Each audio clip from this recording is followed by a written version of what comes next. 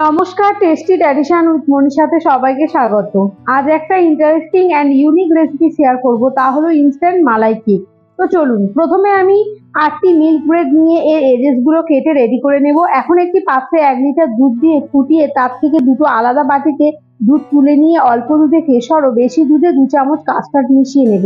এখন দুধে কাস্টার্ড মিশিয়ে দুধটা ঘন করে নিয়ে এতে কেশর ও এলাচ গুঁড়ো মিশিয়ে অল্প চিনি মিশিয়ে মিশ্রণটা রেডি করে ঠান্ডা হতে দেব।